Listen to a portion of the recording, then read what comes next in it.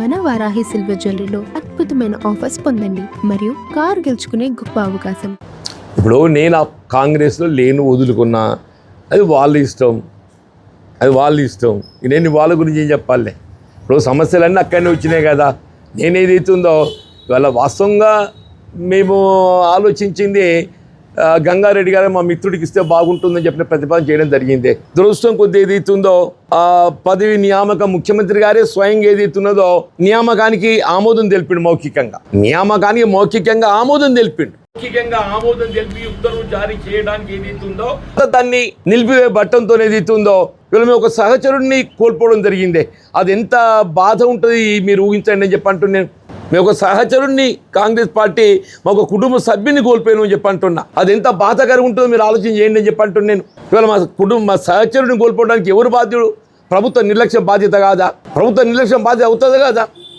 ప్రభుత్వ నిర్ణయమే తగు సమయంలో గిట్ట తీసుకొని ఉన్నట్టయితే మా మిత్రుని సహచరుణ్ణి అదృష్టపెట్టుడు చెప్పలేమని చెప్పంటున్నాను. ఇవాళ అడ్డు తొలగింది కాబట్టి మరి దీనికోసం జాప్యం చేసిండ్రో, అడ్డు తొలగించుకోవాలని జాప్యం చేసిండ్రో చూస్తుంటే అట్లే కనబడుతుంది.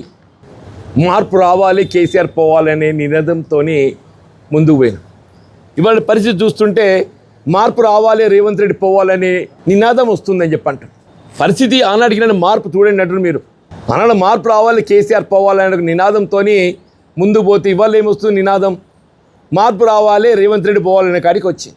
కేవలం 2 సంవత్సరాల కాలం మన ఎన్నికలు చేసినటువంటి వాగ్దానాలు నెరవేర్చులో ఏదైతుందో, మన ప్రజల ఆకాంక్షల మేరకు ఏదైతుందో నెరవేర్చలేకపోతున్నాం. కాబట్టి this is one of the example. Revanth Reddy గారి నిర్లక్ష్య పాలనకు ఇదొక అర్థం పడుతుందని చెప్పంటున్నాను. రేవంత్ రెడ్డి గారి నిర్లక్ష్య పాలనకు సంక్షేమ కార్యక్రమాల అమలు ఒక అంశం, ఇలా ప్రాజెక్టుల నిర్వహణ అనేది ప్రధానమంటున్నది. అటువంటి ప్రాజెక్టుల నిర్వహణకు సంబంధించి కేవలం ఉత్తర తెలంగాణకి పరిమితం కాకుండా యావత్ తెలంగాణకు జీవనాధారమైనటువంటి ఇవాళ ఈ ప్రాణహిత నదీ జలాల వినియోగంలో ఏదైతుందో రాష్ట్ర ప్రభుత్వం దృష్టి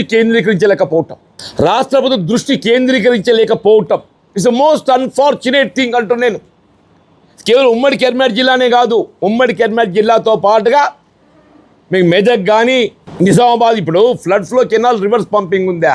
మన జరిగింది ఏదైతుందో మేడిగడ్డ బ్యారేజ్ అవసరాలకు నీటిని వినియోగించుకోకుండా వాటి కిందికి వదిలేస్తే మాత్రం తెలంగాణ సమాజం క్షమించదు అంటున్నాం.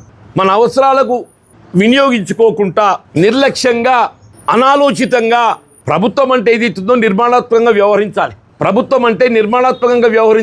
ఇలా ఆరోపణలతో సరిపెట్టడం కాదు, ఇలా నిర్మాణాత్మక వ్యవహరించడంలో భాగంగా ఏదైతుందో ఇప్పటికి 1 సంవత్సర కాలం గడిచిపోయింది. ఇప్పటికైనా కానీ ఏదైతుందో ఇప్పుడు ఎంతో త్వరితగతిన ఈ మేడిగడ్డ, అన్నారం, సుందిల్లా ఈ 3 బ్యారేజ్ పునరుద్ధరింప చేయగలిగితే రాబోయే కాలం లోపల అట్లీస్ట్ రేపు ఖరీఫ్ కానీ, రాబోయే రబ్బీ కానీ, రేపు శ్రీరామ్ సాగర్ నీళ్లు చేరుకోకున్నా కానీ ఏదైతుందో ఇలా వరదకాలతో రివర్స్ పంపింగ్ స్కోప్ ఉన్నది. మీ ఆదిలాబాద్ కానీ, నిజాం, మీ నల్లగొండ, సూర్యాపేట వరకు కానీ, వరంగల్, మహబూబాద్ వరకు కానీ, రంగారెడ్డి కానీ మొత్తం ఇదే కూడా మనకు మిగిలింది అంటున్నాను. దయచేసి ఆ దిశగా చర్యలు చేపట్టాలని చెప్పని నేను విజ్ఞప్తి చేస్తున్నాను.